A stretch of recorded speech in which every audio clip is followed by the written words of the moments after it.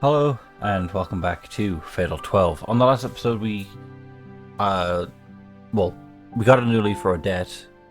Either that or it's an old lead that I have just forgotten about. But, it seems to be the new target for the final 6. We're halfway through these, the divine selection. How do you think about that? Though that being said, now that we are in the final half, I'd say it's a rather a slow start to the final half, but I don't know if that's just my fault. But we as in Rinka is getting back into the fighting spirit, I guess, to keep going. Miharu, on the other hand, does not believe that we can do it. But, I mean, realistically, I would agree with her. But, you know how these games go. There will be a happy ending. We just have to get there first. But still, may as well start. We ended up talking a lot longer than I anticipated. Well, it was mostly her because she blabbed on about it when I was still a baby. It was a topic she'd only touched upon briefly before, about the time I was born. I believe she's referring to her gran. Apparently my parents passed away in a fire immediately after my birth. They died in the divine selection. She doesn't remember much about what happened itself, by nature of both the shock of and how busy she was at the time. No one remembers the actual time my mum gave birth to me. My dad probably would, but he's no longer here either. I mean, I don't see why he would, at least from my experience of parents. There's no reason why the husband would be there the exact moment. Obviously, he might be in the room, he might not be. But, the exact time is one thing, but the actual memory of birth, I guess, would be something else. According to her, I was found crying in the smouldering ruins of the fire, almost like I magically appeared out of the flames. The symbolism as we wear a shirt with a clock and fire. Anyway. Gran also doesn't remember when she came to learn my name. However, she does remember that my mom was the one to name me Rinka. I would imagine she would be told immediately.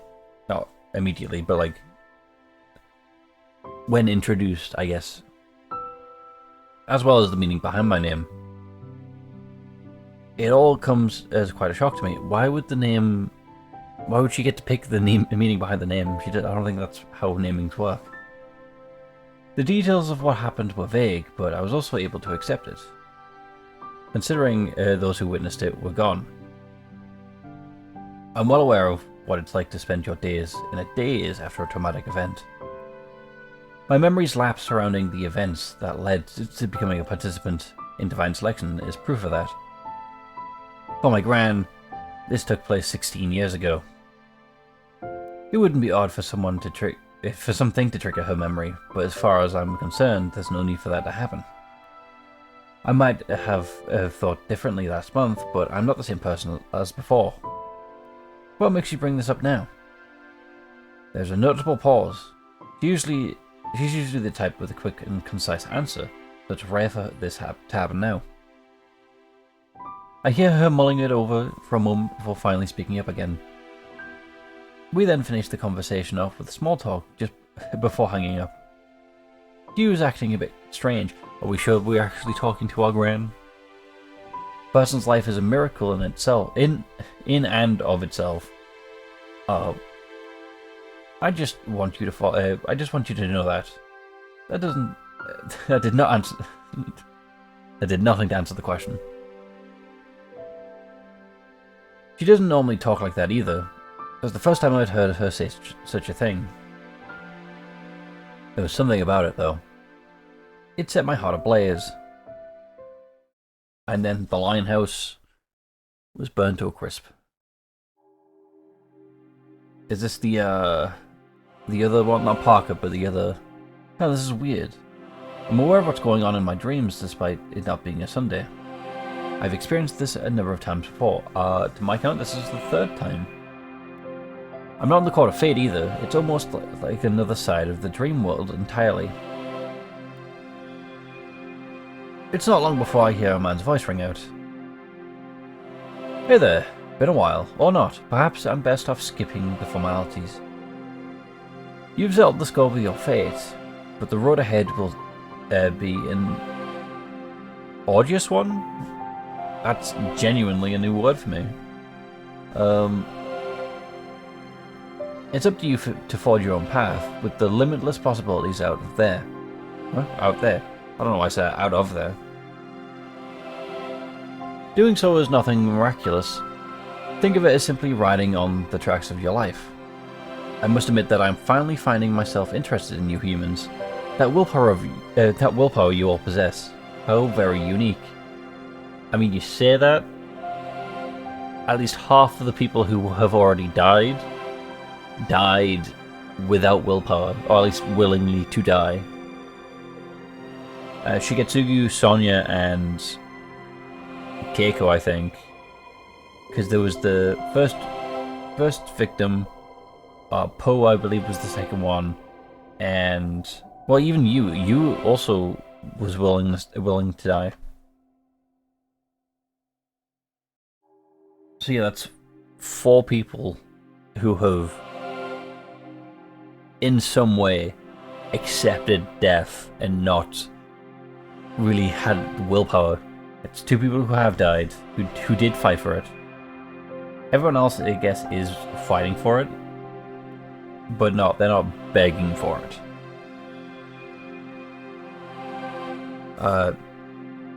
Oops, I shouldn't waste your time any longer. You're aware of what my presence in your dreams entails, I assume. No? Why would it ever? Since when has someone dreamt something and thought, that makes sense?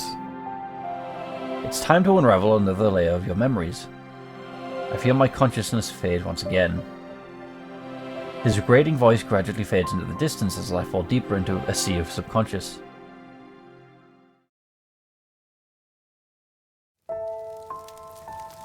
Flames envelop me. Flames powerful enough to flake the skin off my bone. My skin is charred, my lungs are destroyed by the smoke. My life turns to ash. My inability to move, even my fingers tells me as much. But is this the fire on the train, or is this the fire that we were found in? I'm assuming because I hear someone shouting. They're shouting the same thing over and over again.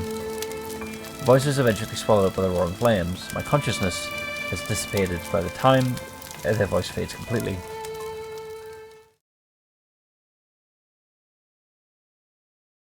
Yeah, I'm pretty sure those fires are the ones that we were born in quotations, born in.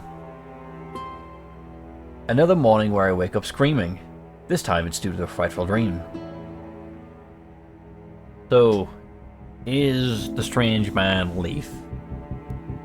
After all, he is observing us. I'm gonna scroll back a bit. I want to check something. What? Is this as far back? That's as far back as it let me scroll. It knows what I want to do. I guess I'll check when I'm editing, I guess, is if there's any potential similarities. I mean, luckily for you guys, you can scroll back. I notice Leith is lying on top of me as I think things over.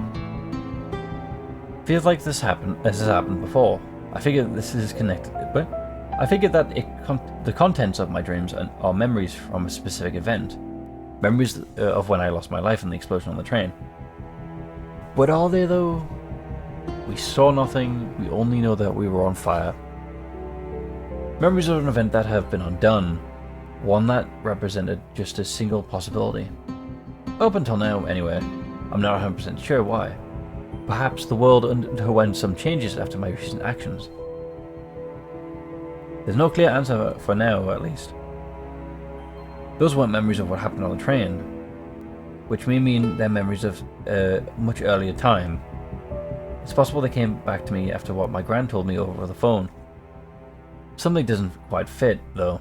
I understood what was happening in my dream, There's no way a newborn would be able to form such vivid memories. That's a good point. That is a very good point. What in the world was it then? I ain't asking you, buddy. The only response I get is, what? Is leaf meow. Cool. I throw my concentration off for a bit. So I end up getting, so I end up petting Leaf for a bit before going about my morning routine. I just can't read to save my life.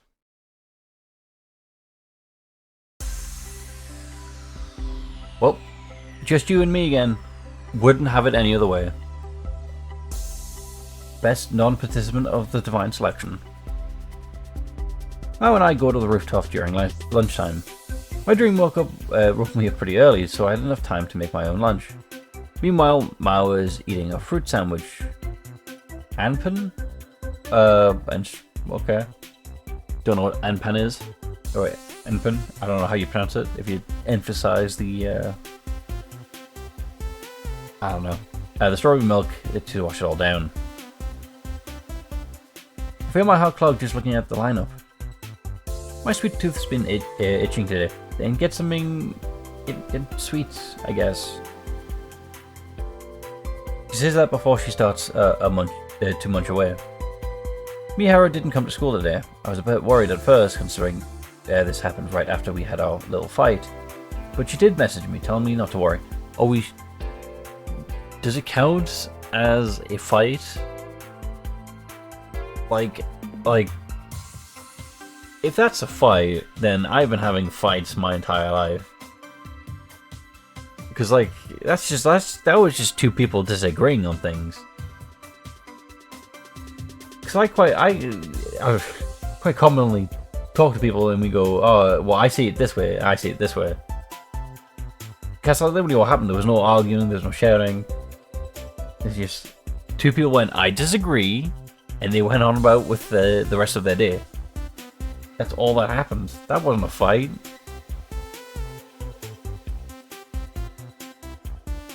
I don't know. Honestly, just hanging out with Mao. Granted, tell me that without explaining the situation is going to make me do the opposite. I know it's best if I stay put, though. The last thing I want to do is mess things up for her while she's dealing with Scale and Federico. I made plans to hit the library with Naomi after school. I wasn't sold on the idea first, but I wasn't sold on the idea when I first asked her. But I figured the school's old enough to have some potentially worthwhile information hidden somewhere. Of course, I've still got a lot of work at the Linehouse, but I've still got to work at the Linehouse. So the plan is to grab a number of books related to the design as much and borrow them. I know the action is borrowing them from the library, but is that actually the because we would say you would check them out, I guess, right? Because you're borrowing them, I would say, is what you do while you're still inside the library. Anyway, there you go, being all pensive again. Oh, sorry about that. I started on my own lunch after Mao snaps me back to reality. We've still got gravity. I don't know why everyone makes that joke, but I guess it's because it's so iconic. I'm not accustomed to making my own lunch, but it's pretty good, all things considered. Spending time like this, eating and chatting with Mao, helps me realize that I haven't lost my regular life yet. So it's proof that Mao is just the best character. That's not inside the divine selection. Best character that's inside it, clearly, is Oddette. She's the only one that's actually making things. Well, she's not the only one making. Her and Alan are the only ones making things happen. But Alan, he's playing it smartly, but he's not playing it fun. I would very much play it this like Alan would, but you gotta have people like Oddette, who throws things off balance just a little bit.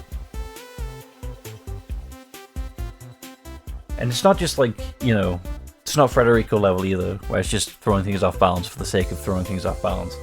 She's throwing things off balance enough to gain power from it.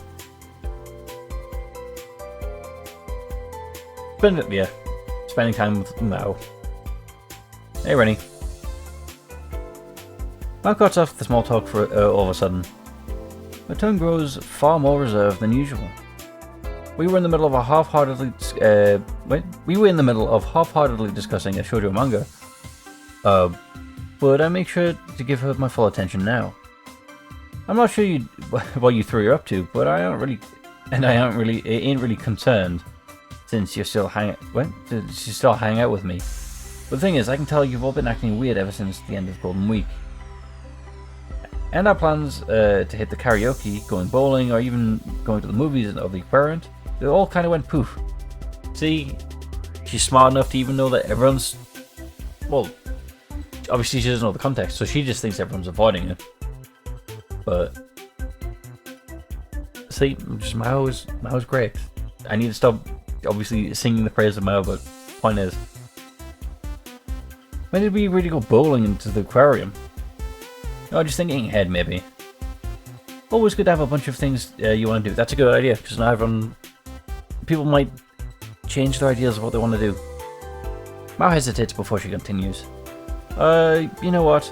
Forget about it. Kind of lost what my point was going to be anyway. Was that we don't hang out much? Or is that things are happening? Yeah, okay.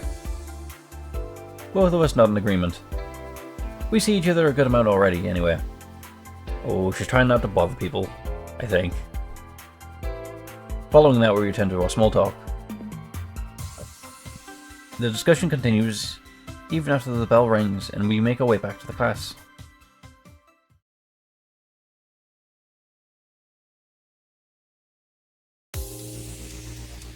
Having taken the day off of school, Miharu finds herself in one of Shinjuku's expansive parks.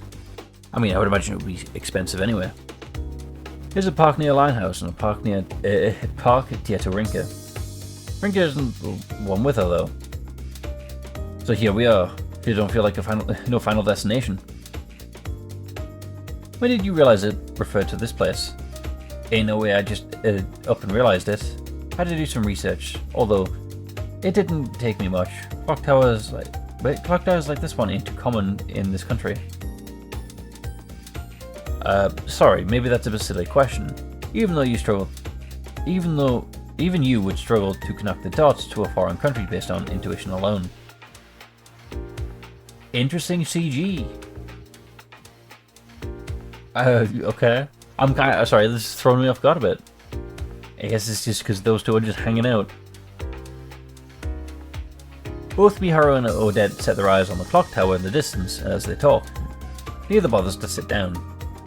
The situation would come to no surprise to those who know Oddette well enough.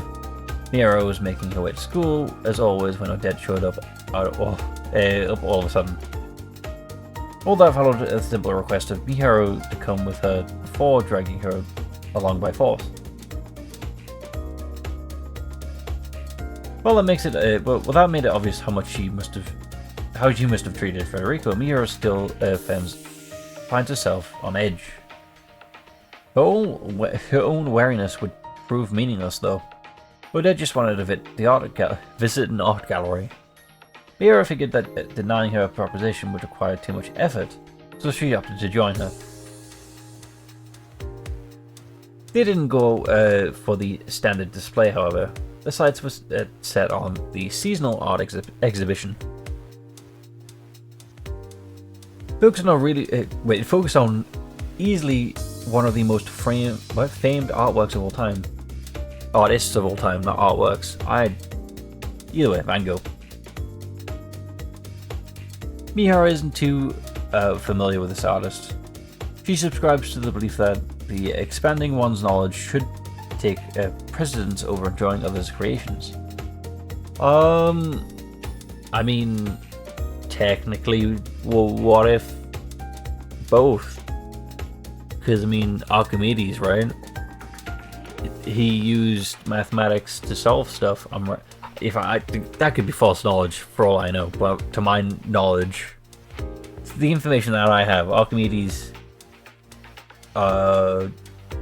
he made things using mathematics, which made at least architecture easier because there was leverage and stuff like that. The school of thought clearly didn't apply to Oddette. No, Odette's just to have fun, basically. She's smart enough to know what she already has skill-wise, so she doesn't need to explore. There was a look of nostalgia in her eyes when she was talking about his works. It was a complete contrast to her hearty self. Oddette, to my knowledge, right, Oddette, I say to my knowledge, to my memory, Odette's French, right? So, well, obviously, France is popular enough for all the art places, such as the Louvre. But is Van Gogh French? I didn't think he was. Is he? Just shows how much I know about art. It's showing my real lack of intelligence, but anyway. While born in Holland. Okay, so he was. I was gonna say Hollish, but well, he's from Holland. Van Gogh spent most of his days in France, so that answers my question. All I had to do was press enter. Many of his paintings use France as their motif too. Miharu wasn't convinced that the look in Odette's eyes was fueled by solely. Miharu wasn't convinced that the look in Odette's eyes was fueled solely by memories of her homeland, though. So she is French. Yeah. Okay. Point is, memory was right. Reading is bad. Well, it's not bad. It's hard. Language is hard as well. Apparently, that's why the book needed to translate everyone to one language. Anyway, Oddette eventually stopped in front of the painting of a farm village titled The Harvest. She spent over 30 minutes staring at it. It was almost as if she had lost herself in the painting. Miharu had made no attempt to speak to her during that time. She had every opportunity to leave, but she never took it. She never was able to figure out what Oddette was thinking. However, the moment that moment made Oddette feel truly human to her. It was the same sensation that she had learned of the compassion she showed towards Sonia. Bet you weren't expecting to see me like that. No kidding. The extent of your knowledge is no secret by this point. But I figured you're the type to snub the arts. Okay. Who knew you'd stare at paintings with the look of an entranced child? Damn right I am. Ain't no one gonna focus on the presence. On the present in the face of a true art. Well, I mean, I don't know why, but this has just reminded me of the banana that was just hit to the canvas, considered art.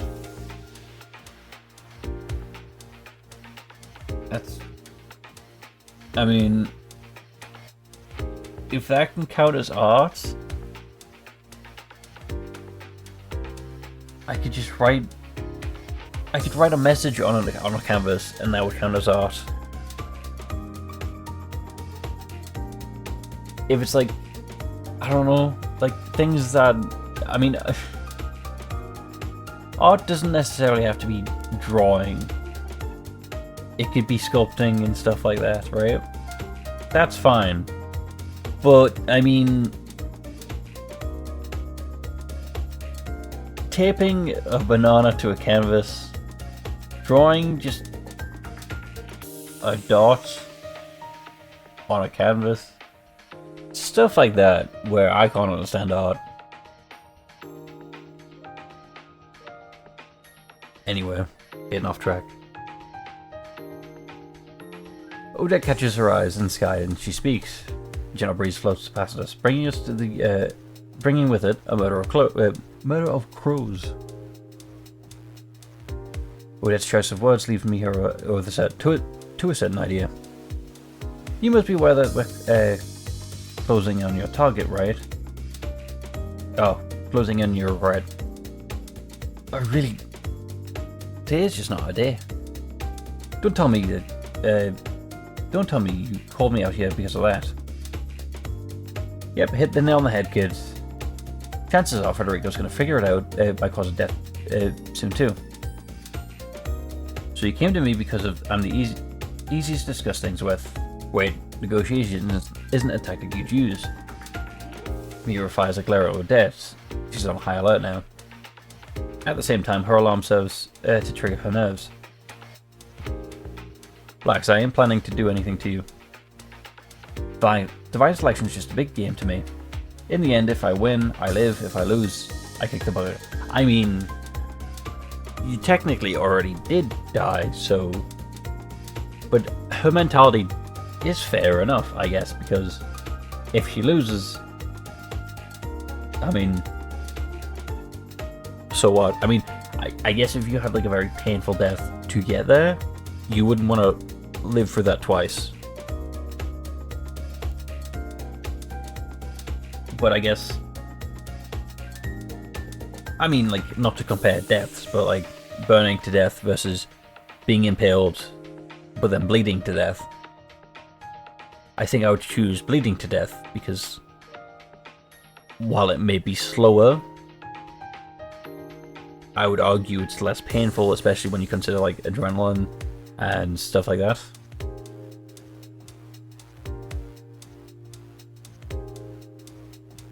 I mean, because like there's the Keiko who died of childbirth, and Sonia who died of illness. Those are well, at least illness is definitely arguably so far the least painless way to go, but it's just, that's, I don't know, slow, I guess. I don't know. If the road's coming to an end, then all I gotta do is enjoy it to the end. Just the twisted, mindset of an optimist, I guess. I'm fairly sure the people you've eliminated never saw it that way. Sophia... is it Sophia and I keep calling Sonia? I don't know why. Sophia in particular. Then again, I don't have much of the right to say that myself. Mia trails off, shaking her head. Oddette and Federico may have been the ones who led Sophia to her elimination, but it was Miharu who ultimately carried it out. Her reasoning, however important it may be to her, will never change that fact. Don't you want to live? Sure as hell do. There's more exciting stuff left to do. What? The more exciting stuff there is left to do, the better. Okay. Here's the thing: my regret ain't anything I'll ever be anything to achieve. So I ain't got any issue with dying. Life itself has been something of a game for me anyway. In fact, you can't change anything, no matter how much you level up. Interesting analogy from Oddette. I didn't know she was a nerd like that, I guess. So my feeling that something was off proved correct. Your body is... Don't worry, I'll talk. Consider it a freebie. The place I was born resembles a village in Vanco's The Harvest. It was a big old countryside, stuck way in the past. Oddette shares the story of her past with Miharu. Miharu takes it all in. There is no hint of sentimentalism as Oddette reveals both her past and regret. In fact, it sounds the same as she's retelling her an inconsequential story. Miharu finds herself unable to say anything for a while, even after Oddette finishes. There's no easy way to sum up what she's just heard. As a fellow woman, harsh doesn't begin to describe it. I think I've lost the right to berate Rinka now. The first thing to emerge is criticism towards herself. Oddette lets out a hearty laugh when she hears that. Feeling sympathetic, are we? No, I just don't quite know what to say to you. Oddette's complete lack of emotion towards her own past strikes fear in the heart of Miharu. She shows no sign of either sadness or anger. Oddette is a broken soul. That's how Miharu feels. The reality that her regret would elude her for her entire life likely took its toll on Oddette over a long period of time. Why did you share this with me? Because you've got the right idea about what it takes to be strong. I'm not quite sure what you mean. Miharu gives up trying to follow Oddette. The concept of joining oneself holds more meaning than is imaginable. Miharu understands that much. She gets the hidden meaning behind doing what one can to enjoy the present. That's why she can't figure out Oddette. Just so you know, you're going to be Scale's target during the next election. Interesting claim. I think we should call it there though. Hopefully you've enjoyed. Hopefully see you in the next one with that. Goodbye.